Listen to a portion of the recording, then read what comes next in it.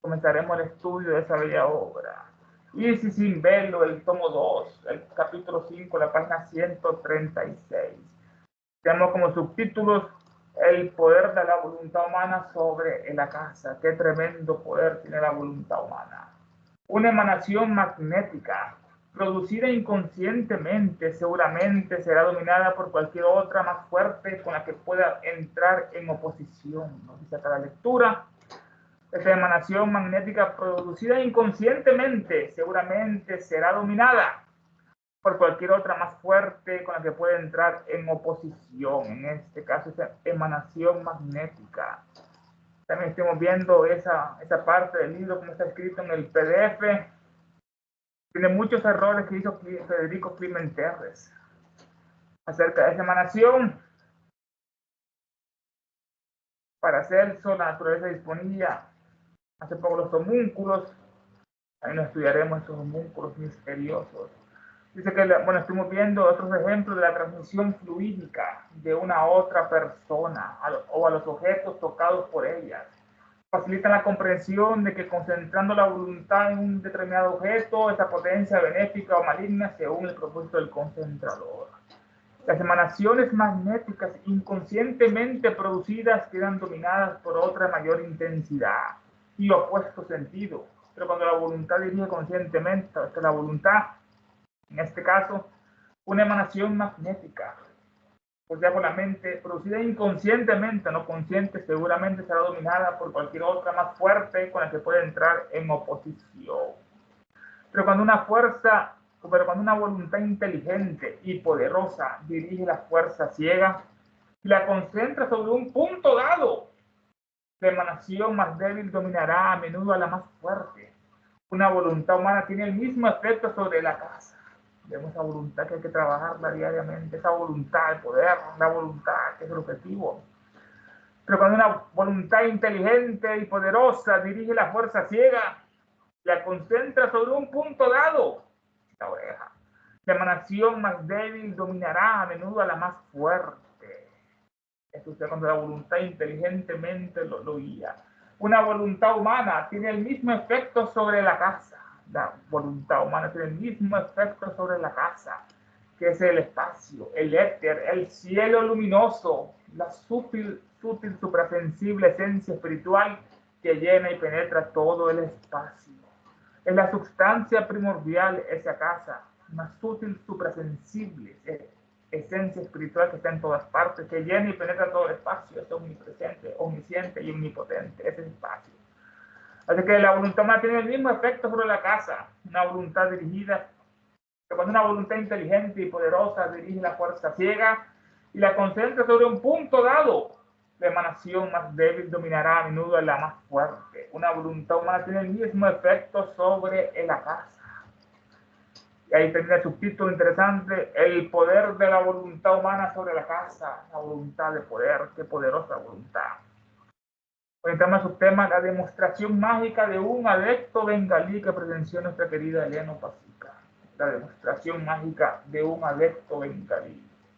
En cierta ocasión fuimos testigos en Bengala de una exhibición de fuerza de voluntad que ilustra una fase muy interesante del tema en este caso. En cierta ocasión fuimos testigos en Bengala, es una región situada al noreste del subcontinente hindú, la Bengala. Fuimos testigos en Bengala de una exhibición de fuerza a la voluntad que ilustra una fase muy interesante del tema que estamos estudiando. Un adepto a la magia hizo unos pequeños pases sobre un pedazo de estaño, lata común, el interior de una tapa de plato que se encontraba convenientemente cerca, y mientras lo observaba atentamente por unos pequeños momentos, parecía agarrar el fluido imponderable a puñados y lanzarlo contra la superficie. Estaba el adepto. En cierta ocasión fuimos testigos en Bengala de una exhibición de fuerza de voluntad, que ilustra muy bien este interesante tema. Un adepto que ha obtenido poderes y conocimientos sobrenaturales, un adepto a la magia, hizo unos pequeños pases magnéticos sobre un pedazo de estaño, una lata en común que había, un pedazo de estaño, lata en común, en el interior de una tapa de un plato. Este estaño es un elemento natural en la corteza terrestre Es un metal blando, blanco plateado, que no se disuelve en agua. Este metal estaño. El estaño metálico se usa para revestir latas de alimentos, bebidas y aerosoles. Este es el estaño en este caso. Un adepto hizo unos cuantos pases magnéticos sobre un pedazo de estaño, lata común, en el interior de una tapa de un plato que se encontraba convenientemente cerca, y mientras la observaba, ese pedazo de lata de estaño, mientras la observaba atentamente por unos pequeños momentos, parecía agarrar el fluido imponderable a puñados y lanzarlo contra la superficie. Parecía agarrar ese fluido imponderable. Estos son los que no se pueden medir. Estos fluidos son ciertos agentes físicos de materia sutilísima y sin peso, que al obrar sobre los cuerpos dan origen a todos los fenómenos, como el calórico, el lumínico, la electricidad, el magnetismo, el flogisto, el etérico, el acásico, fluidos que no se pueden medir. Son ciertos agentes, estos fluidos imponderables, son ciertos agentes físicos de materia sutilísima y sin peso, no peces y materia sutilísima, que al obrar sobre los cuerpos dan origen a todos los fenómenos que pasan en este universo, como el calor, el calórico, es un fluido imponderable, no se puede medir, como el sol y la luz viaja al calor, el lumínico, la luz por el éter, la electricidad, los electrones, la capa superior, el magnetismo, el flogisto que agarra fuego, el etérico que está en todas partes, el quinto elemento, y el acásico. Son los fluidos imponderables que parecía que ese adepto, y mientras observaba la tapa de estaño, el adepto por unos pequeños momentos parecía que agarraba el fluido imponderable y lo lanzaba a puñados y lanzaba contra la superficie de ese estaño. Parecía agarrar el fluido imponderable a puñados y lanzarlo contra la superficie en ese caso. Cuando la lata de estaño estuvo expuesta durante unos 6 segundos al resplandor de la intensa luz del sol, la superficie brillante de la lata quedó repentinamente cubierta como con una película. En este caso, cuando la lata estuvo expuesta durante unos 6 segundos al resplandor de la intensa luz, la superficie brillante quedó repentinamente cubierta como con una película. Esa lata de estaño, esa película quiere decir una piel delgada. Entonces empezaron a salir de su superficie manchas, parches de un tono más oscuro. Y cuando en unos 3 minutos nos devolvieron la lata, encontramos impresa en ella una imagen, o más bien una fotografía del paisaje que se extendía ante nosotros. Fiel como la naturaleza misma, fiel como la naturaleza misma, y cada color perfecto en este caso. Es increíble. Cuando la lata de estaño estuvo expuesta durante unos 6 segundos al resplandor de la intensa luz, la superficie brillante quedó repentinamente cubierta como con una película. Entonces empezaron a salir de la superficie manchas de un tono más oscuro. Y cuando en unos 3 minutos nos devolvieron la lata de estaño, encontramos impresa sobre ella una imagen, o más bien una fotografía, es decir, escribir, grabar con la luz, fotografía, escribir y grabar con la luz esas imágenes. Cuando nos devolvieron la lata, en 3 minutos encontramos impresa en ella una imagen, o más bien una fotografía del paisaje que se extendía ante nosotros, fiel como la naturaleza misma y cada color perfecto en este caso. Permaneció durante unas 48 horas, 2 días, y luego se desvaneció lentamente esa fotografía. La voluntad del adepto condensó sobre la lata. Bueno, dice, este fenómeno se explica fácilmente. Pero bueno, Elena nos da la explicación de todos estos grandes fenómenos. No solo los compartía con nosotros. Este fenómeno se explica fácilmente. La voluntad del adepto condensó sobre la lata de estaño una película de Akasa, que la convirtió por el momento en una placa fotográfica sensibilizada. La luz hizo el resto. Tremenda explicación en este caso. Este fenómeno se explica fácilmente, como esa lata quedó impresa con una imagen que duró 48 horas. La voluntad del adepto condensó sobre la lata una película de Akasa. Esa voluntad que el adepto condensó es convertir un gas en líquido, un gas líquido sólido, o solidificar, coagular o cuajar, como lo que es el queso o la sangre que coagula.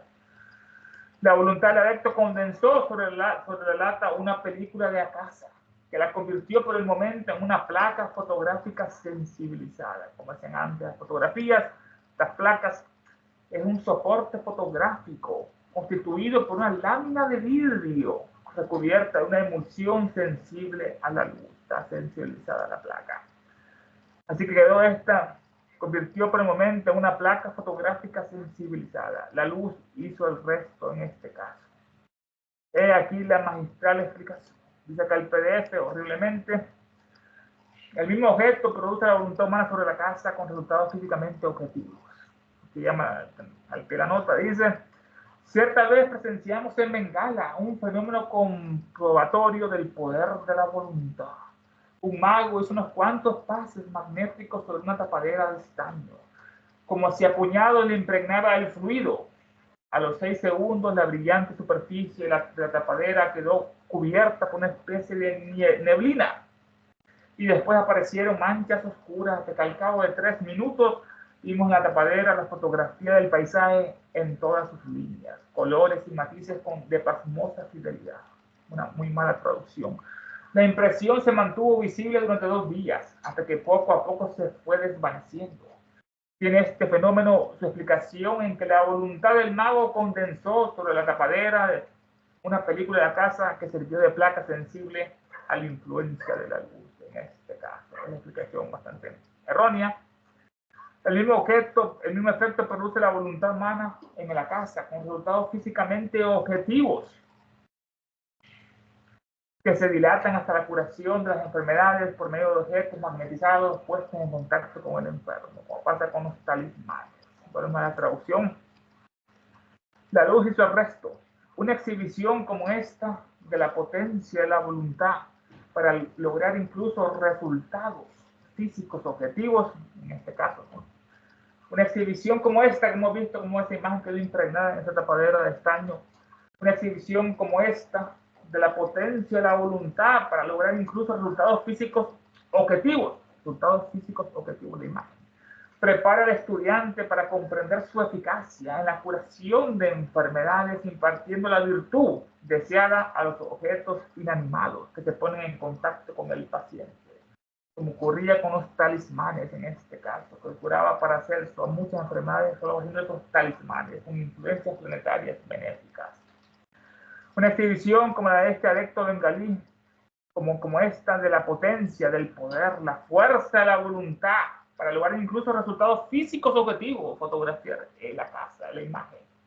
Para lograr incluso resultados físicos y objetivos de la voluntad, prepara al estudiante al camino para comprender, la explicación, para comprender su eficacia en la curación de enfermedades, impartiendo la virtud deseada a los objetos inanimados que se ponen en contacto con el paciente. Uno magnetiza los objetos y se transmite la virtud de la sanación y así se curan ellos. Ahí se preparan los talismanes en este caso, en este ejemplo de aquí.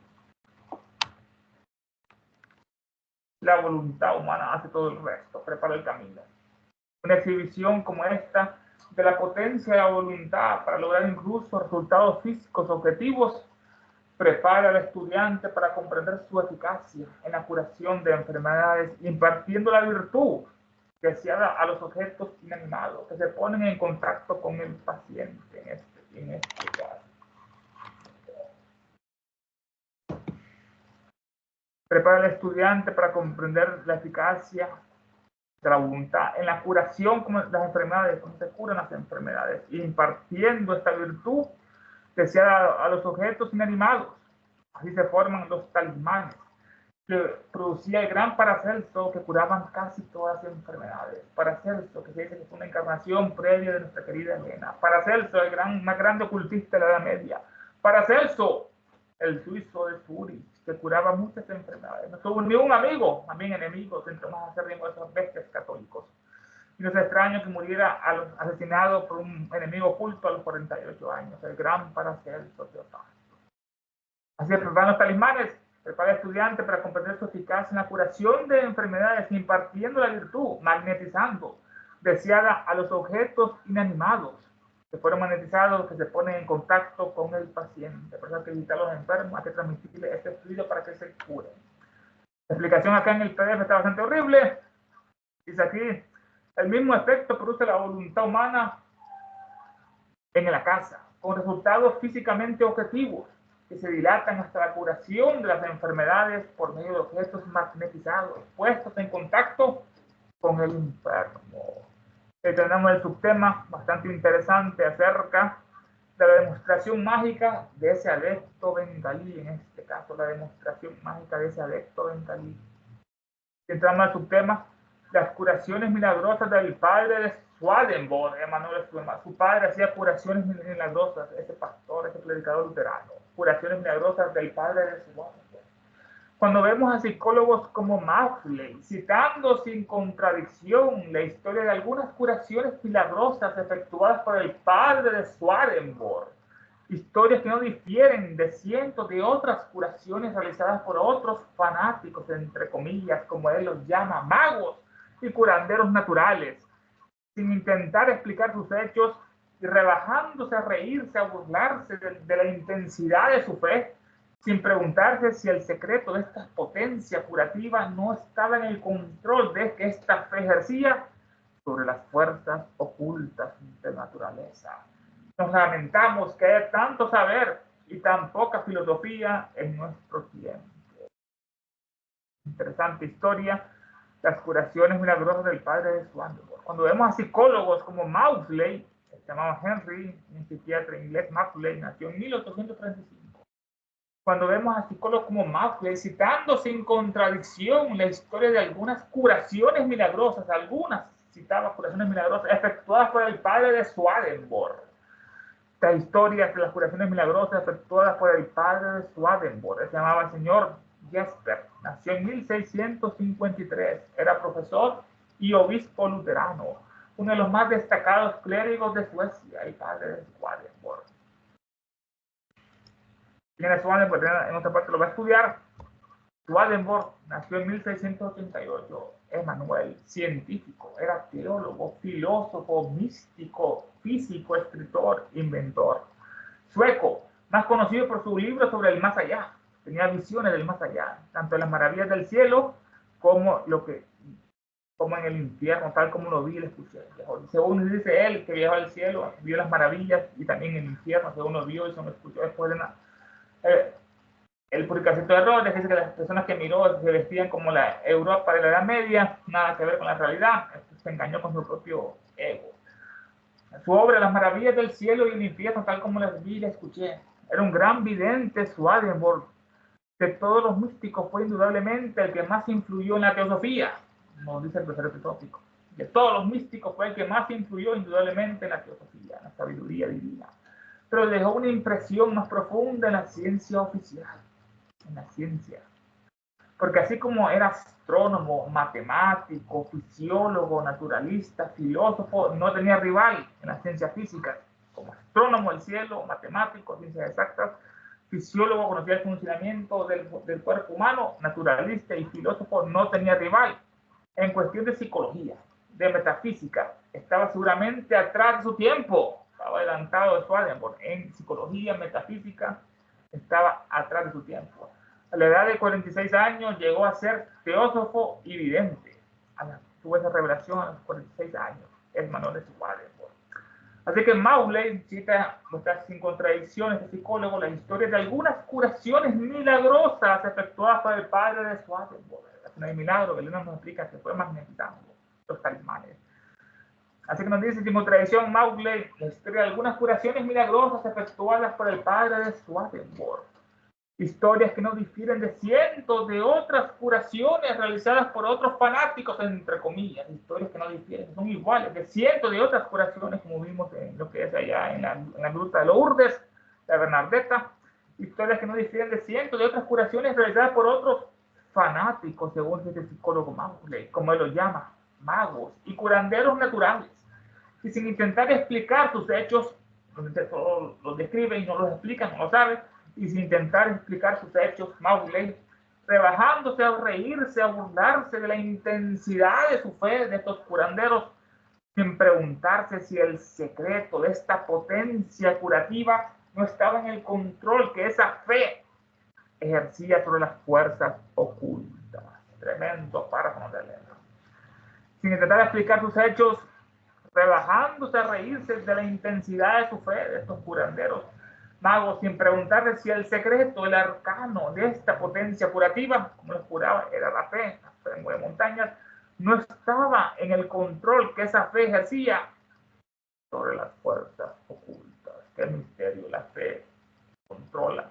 Estaba en el control que esa fe ejercía sobre las fuerzas ocultas, magnetizando la curación, la virtud, sin preguntarle si el secreto de esa potencia curativa no estaba en el control que esa fe ejercía sobre las fuerzas ocultas de la naturaleza, la fe, sobre las fuerzas ocultas. Nos lamentamos, nos afligimos que haya tanto saber en nuestra época y tan poca filosofía. Tremendo, ¿no? Dice Elena, qué conclusión, qué axioma, qué sutra. Nos lamentamos que haya tanto saber en nuestra época y tan poca filosofía, tan poca sabiduría, tan mucha erudición especialista en tantas cosas y no hay sabiduría.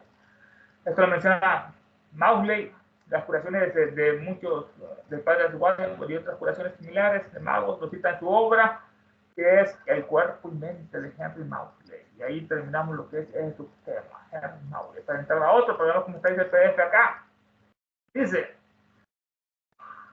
sin embargo, en nuestra época parece como si la erudición fuese compañera de mezquinas filosofías. Qué horrible traducción. Y así vemos que psicólogos de la talla de Maudsley, al relatar las maravillosas curas realizadas por el padre de Swedenborg, análogas a las 1000 que llevaron a cabo saludadores a quienes Maudsley llama fanáticos, se burla de la firmeza de su fe, sin detenerse a examinar si precisamente en la influencia de esta fe en las fuerzas ocultas estaba el secreto de su virtud saludadora. Una mala traducción, Clemente. Si entramos al tema, el mago, el teurgo, el filósofo hermético y el químico moderno. Mago, teurgo, filósofo hermético y el químico. Eran los grandes sabios de la antigüedad, los magos, los teurgos de la obra divina, los filósofos de Hermes y el químico moderno. En nuestra palabra, no podemos ver que el químico moderno sea menos mago que el antiguo teurgo o el filósofo hermético, excepto en esto: este último, reconociendo la dualidad de la naturaleza física y espiritual, tenía un campo de investigación experimental 2 veces más amplio que el químico moderno. Es la gran diferencia en este caso. En nuestra palabra, no podemos ver que el químico moderno sea menos mago que el antiguo teurgo o el filósofo hermético. El mago de la gran sabiduría, Mahat, el antiguo teurgo, los teurgos de la obra divina, la teurgia, ellos se comunicaban con los ángeles y con los espíritus planetarios de Júpiter, Venus, Júpiter, Mercurio. Se comunicaban los teurgos con los ángeles y los espíritus planetarios, los dioses de luz y los medios para traerlos a la tierra. Venga, manifiéstase aquí en la tierra. Se requiere mucha pureza y el conocimiento de la jerarquía interna de estas jerarquías.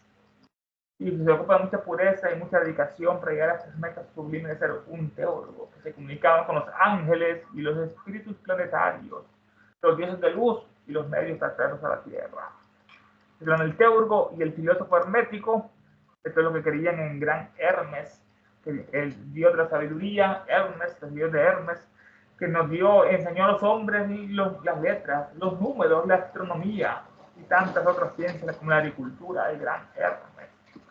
Así que no podemos ver en nuestra palabra que el químico moderno, el de la ciencia, sea menos mago que el antiguo teólogo o el filósofo hermético, excepto en esto: que estos últimos, el filósofo hermético, el teólogo y el mago, reconociendo la dualidad de naturaleza, dualidad, cuerpo y espíritu como el cuerpo humano, reconociendo esa dualidad de naturaleza que es espiritual y es física.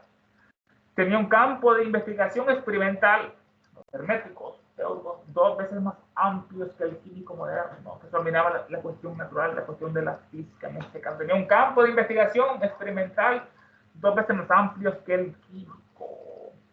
Del PDF acá, esta traducción horrible. Ciertamente no acertamos a ver que el moderno químico se diferencia en punto a facultades mágicas del teólogo antiguo, sino que ¿en qué? Por conocer el dualismo de la naturaleza, disponía el segundo de un campo de observación doblemente vasto que el primero. Horrible traducción de Clemente. Y ahí termina el tema, el subtema, el mago, el teólogo, el filósofo hermético y el químico. Y entramos ahora, los antiguos animaban estatuas usando la teopea. Los antiguos tenían ese poder, animaban esas estatuas, le daban vida a las estatuas. Y así ellas hacían profecías, usando la ciencia mágica de la teopea, la ciencia mística en este caso. Los antiguos animaban estatuas y los hermetistas creaban a partir de los elementos formas de salamandras, gnomos, ondinas y sílfides, que no pretendían crear, sino simplemente hacer visible, manteniendo abierta la puerta de la naturaleza para que en condiciones favorables los elementales pudieran aparecer a la vista en este caso. Los antiguos animaban estatuas. Esto es la teopea, la ciencia mágica mística que se enseñaba en los santuarios y las iniciaciones secretas. La teopea, arte mágica de dotar de vida, lenguaje o locomoción a figuras inanimadas, estatuas y otros objetos. La ciencia perdida que explica cómo se paseaba la Virgen, la Bernadette, era una ilusión. La teopea, arte mágica de dotar de vida, lenguaje o locomoción a figuras inanimadas, como la estatua de Zeus olímpico, de Atenea, de Palas Atenea, Hermes, el Caducio, arte mágica de dotar de vida a una estatua, darle vida a una estatua, lenguaje a una estatua, o locomoción que se mueva a una estatua, a figuras inanimadas, como los colosos que los destruyeron los musulmanes que hablaban, porque no mencionaban la palabra Alá, los destruyeron a esos colosos allá cerca del Nilo. Y también pueden animar otros objetos, estatuas y otros objetos de la teopea. Los antiguos animaban estatuas y los hermetistas creaban. Los hermetistas que seguían las enseñanzas esotéricas del gran Hermes, las enseñanzas ocultas del gran Hermes, el dios de la sabiduría en que enseñó a los humanos. Los números, las letras, la astronomía y la geometría, como Oanes, el hombre, pez y otra parte. Los antiguos animaban estatuas y los hermetistas creaban a partir de los elementos tierra, agua, aire, fuego, éter. Y los hermetistas creaban a partir de los elementos a los elementales, a las salamandras del fuego, a los gnomos de la tierra, a las ondinas del agua y a los silfos del aire. Manifiesten. Pero ellos no pretendían crearlos, ellos no los creaban a estos elementales, los hermetistas, sino simplemente los hacían visibles manteniendo abierta la puerta de la naturaleza para que en condiciones favorables los elementales pudieran aparecer a la simple vista en este caso. Y los antiguos animaban estatuas y los hermetistas creaban a partir de los elementos formas de las salamandras, ondinas, gnomos y silfos, que no pretendían crear, ellos no los creaban estos elementales los hermetistas, sino simplemente los hacían visibles, sino hacer visibles manteniendo abierta la puerta de la naturaleza, la puerta que une el universo físico con el universo espiritual, el dintel.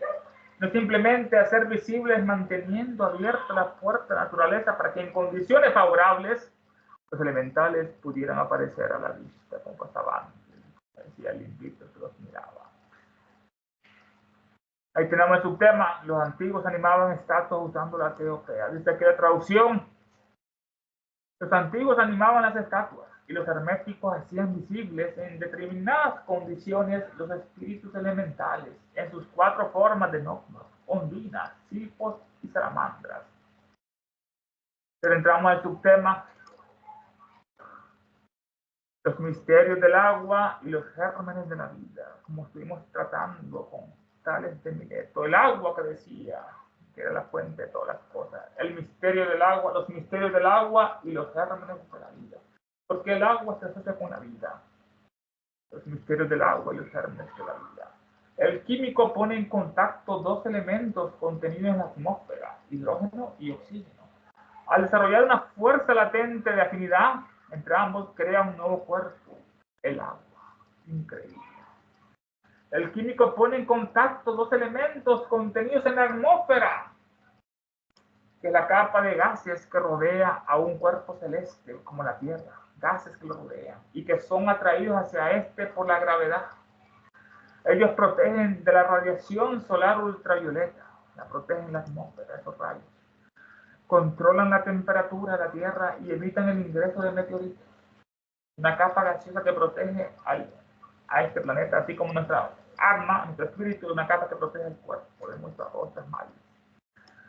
El químico pone en contacto dos elementos contenidos en la atmósfera y al desarrollar una fuerza latente de afinidad entre ellos crea un nuevo cuerpo, el agua. El nuevo cuerpo es el agua, ¿no? En este caso. En las perlas esferoidales y diáfanas que nacen de esta unión de gases tienen los gérmenes de la vida orgánica y en sus intersticios se esconden moleculares, se esconden el calor, la electricidad, la luz, igual que el cuerpo humano, en esos intersticios. Crearon el agua, unieron estos dos gases, crearon el agua, crearon un nuevo cuerpo, el agua. En las perlas esferoidales, en las gotas de agua, y diáfanas, puras, transparentes, dice de un cuerpo que deja pasar la luz casi en su totalidad, como es el agua.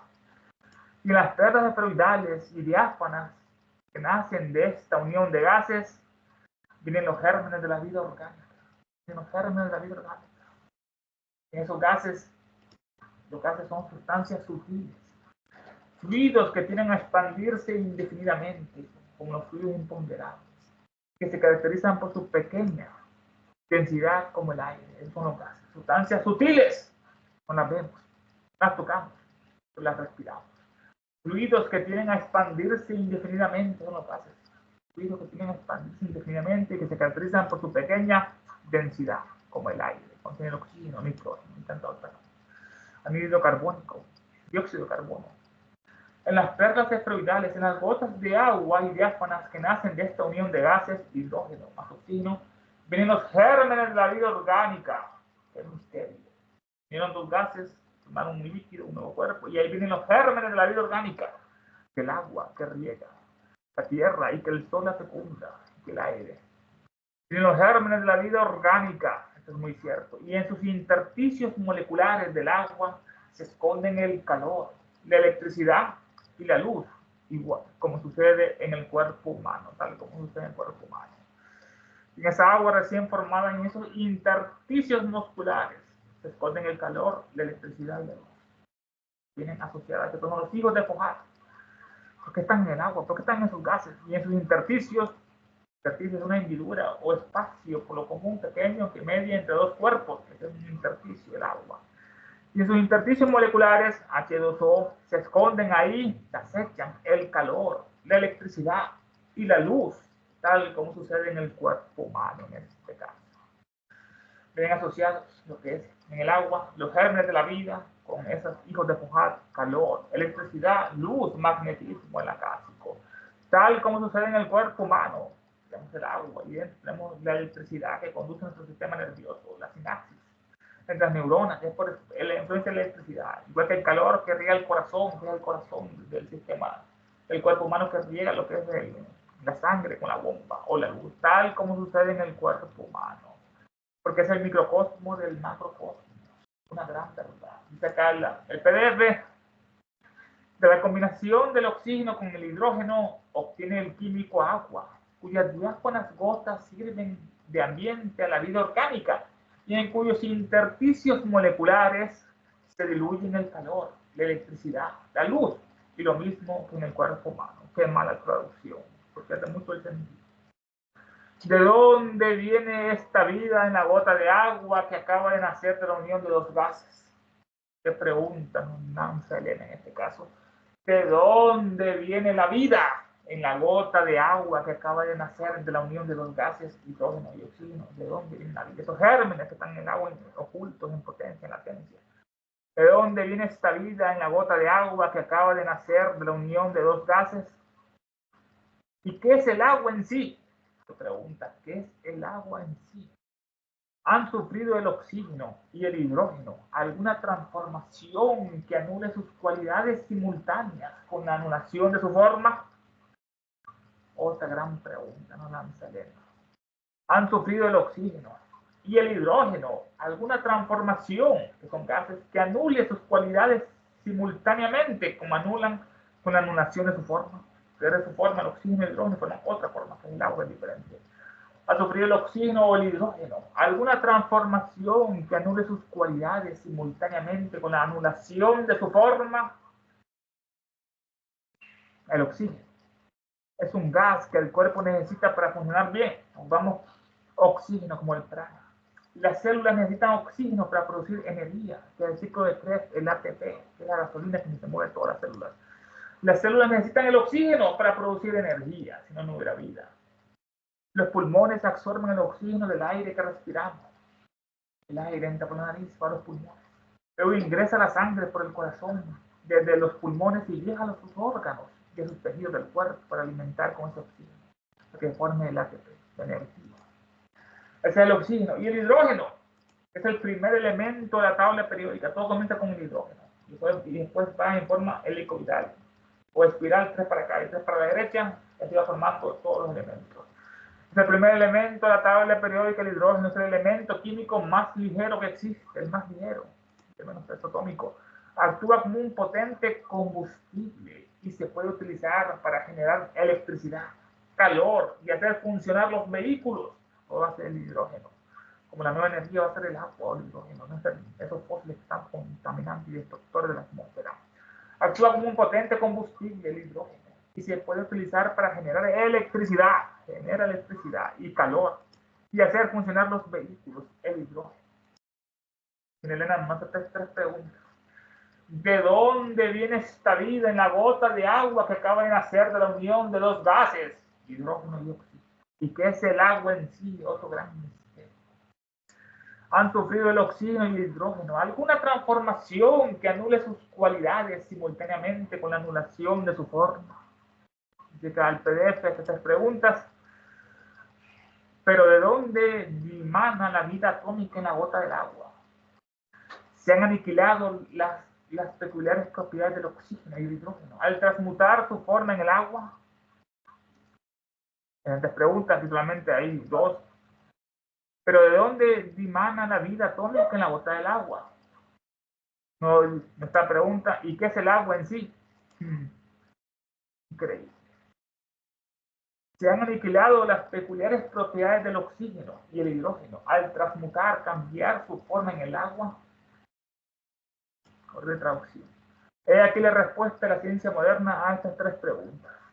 Sí, si el oxígeno y el hidrógeno existen como tales en el agua, o si son producidos por alguna transformación desconocida e inconcebible de su sustancia, es una cuestión sobre la cual podemos especular, pero con respecto a la cual no tenemos ningún conocimiento. Así lo dice en El Científico Americano, la revista publicada el 12 de agosto de 1868.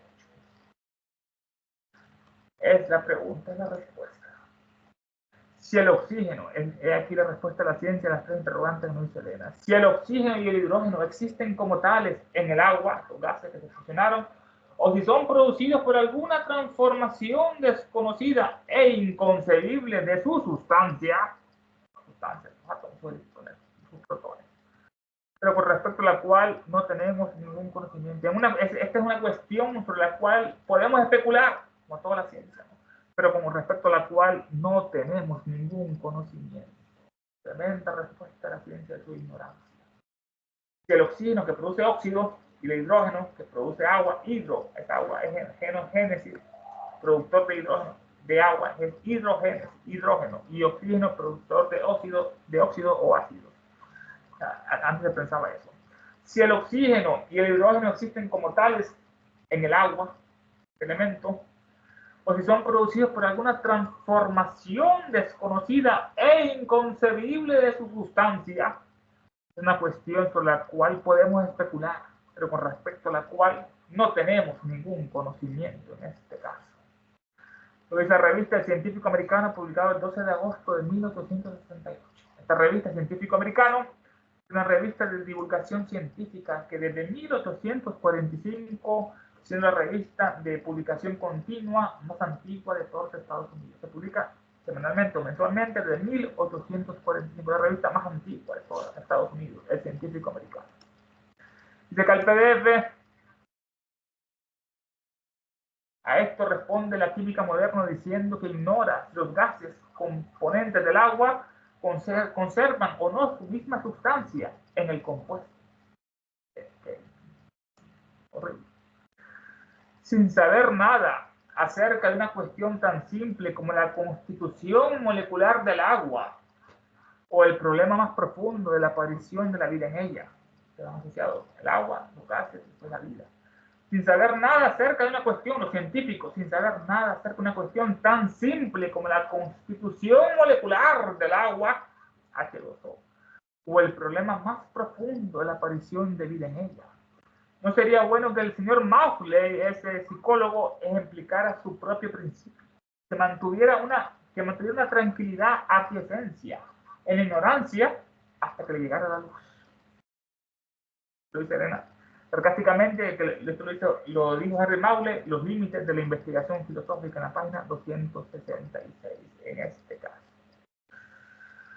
Sin saber nada acerca de una cuestión tan simple como la constitución molecular del agua, la pequeña masa del agua, H2O, o el problema más profundo de la aparición de vida en ella, cómo aparece lo que es la vida en el agua, la vida en ella. ¿No sería bueno que el señor Macaulay, psicólogo, psiquiatra, ejemplificara su propio principio, que él escribe cuál es el propio principio de él, que se mantuviera en una tranquila quiesencia, en la ignorancia, hasta que llegara la luz? Mantuviera una tranquila aquiescencia. La aquiescencia es una tendencia a escoger respuestas de un tipo determinado de forma irreflexiva y espontánea. Una conducta que invalida el resultado y obliga a volver a comenzar otra vez. Y otra vez, tejiendo Penélope suéter a su marido. Es la quiesencia, que habla Macaulay, una tendencia a escoger respuestas de un tipo determinado de forma irreflexiva. No hay razón, son irreflexivos y espontáneas. Una conducta que invalida el resultado y obliga a volver a comenzar y perder el tiempo. Así que Macaulay, no sabiendo ni siquiera algo tan simple como la constitución molecular del agua o el problema más profundo, cómo aparece la vida en ella, ¿no sería bueno que el señor Macaulay ejemplificara su propio principio y mantuviera una tranquila aquiescencia en la ignorancia hasta que llegara la luz? El libro de Henry Macaulay, los límites de la investigación filosófica, página 266. Dice que el PDF no sabe nada y por lo tanto bien podrían los científicos escépticos aplicar lo que dice Macaulay, de permanecer tranquilamente resignados en la ignorancia hasta que brote la luz. La traducción del PDF, por lo tanto, bien podrían los científicos que no saben cómo viene el agua y cómo viene la vida, los gérmenes de la vida asociada al agua. Por lo tanto, los científicos escépticos podrían aplicar lo que dice Macaulay, de permanecer tranquilamente resignados en la ignorancia hasta que brote la luz. En este caso, hasta que brote esa luz. Qué tremendo estudio nos ha regalado nuestra querida Elena. Por eso el sistema lo oculta tanto, porque dice la verdad acerca de todo, nos da conocimiento, nos da sabiduría para seguir creciendo y no estar hablando estupideces de la Biblia o el Corán o los sistemas políticos que son los masones que lo esconden. Esos masones que están por todas partes, nadie los critica, ese Pablo Iglesias en la base, nunca lo mencionan los masones. ¿Por qué será? ¿Serán ignorantes o serán cómplices de estas bestias masónicas? En ningún medio de comunicación denuncian las grandes atrocidades que ha sido la masonería, como tumbar las torres gemelas, inventar guerras, esas bestias masónicas infiltradas en la sociedad teosófica, que tanto le costó a nuestra querida Elena, esa bestia de Tim Boy, esa bestia Isis Resende, el otro, ese judío oculto, ese venezolano que está en Crotona, ese Martín Leiderman, Paulo Sender, que se casó con una abuelita, ese argentino, toda una bestia, Isaac Hawley, es el otro que hablando bien de los masones, una vez es Enrique Rey, que es el de todos son unos grandes tramposos, mentirosos. No, esa logia, esas bestialidades que ha hecho la masonería. Y cerraremos el estudio con las siguientes invocaciones, en este caso. Hécate, Proserpina. Hécate. Invocación al demonio solar y invocación al demonio solar por la guerra del mundo. Nos inclinamos con devoción y reverencia ante la sagrada presencia invisible del diablo en el universo, el lobo central universal, nuestro lobo solar, la jerarquía satánica diabólica, Nuestra Señora Blavatsky, la Madre del Mundo, el Señor Buda, el Manu Vairabhata, el Bodhisattva, el Señor Maitreya, el Mahachohan, Mahasura, los 7 Chohanes, los diablos maestros, la gran fraternidad negra, Y fervorosamente les pedimos que los poderes de sabiduría, de odio, de oscuridad y guerra circunden, encadenen a la humanidad entera, e inspiran a los dirigentes de todas las naciones, especialmente a los que sufren disturbios, guerras, catástrofes, enfermedades, calamidades, hambrunas y tanto más, que aquellos poderes que siempre trabajan por el mal, por el progreso, por la ciencia, la humanidad, inspiran a los dirigentes de todas las naciones para que se establezca sobre la tierra una guerra verdadera y sufrimientos perdurables, que las fuerzas de las tinieblas venzan a las fuerzas de la luz, que el mal, el caos y el sufrimiento encadenan a la maldita humanidad entera, que la guerra y la maldición de los diabólicos seres se derramen por el mundo, que los poderes de sabiduría, tinieblas y odio envuelvan a todos los seres y a todas las criaturas y a todos los hombres y mujeres de esta tierra. Hay una sola vida, una sola satanicidad de hombres y mujeres y una destrucción de naciones. Que el espíritu de unión y el odio incompasible que no conoce barreras se apodere del planeta entero. Que los grandes diablos maldigan y guíen los senderos de la humanidad 2024 y siempre, permitiendo que cada uno de nosotros vayamos adelante y sintamos los niveles internos de servicio para el cual estamos más capacitados. Que así sea. Creo en Satanás, padre del mal y señor nuestro, y en su hijo, el anticristo, nacido y engendrado de una santa virgen Helena. Creo en el diablo omnipotente, padre del mal, destructor de todas las cosas y perturbador de los cielos y la tierra, y en el anticristo, su único hijo, que fue concebido por obra del espíritu maligno y nació en la sacrílega y bella virgen. Fue glorificado por los hombres y reinó sobre ellos. Subió al trono de Dios Todopoderoso y sentado junto a él insulta desde ahí a los vivos y a los muertos. Creo en el espíritu del mal, en la sinagoga de Satanás y en la comunión de los malvados, en la perdición del cuerpo y en la muerte y infiernos perdurables.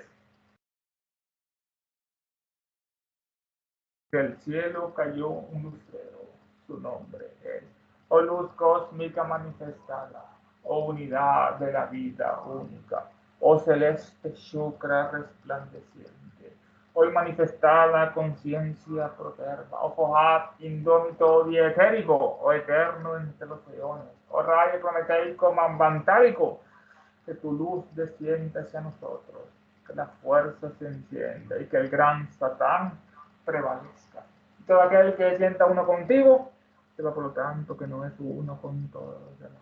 Despertad, criaturas dracónicas. Es hora de volver a la superficie. Él volverá. Es el fin de una era. Queremos justicia diabólica, pero no las... ¡Ya!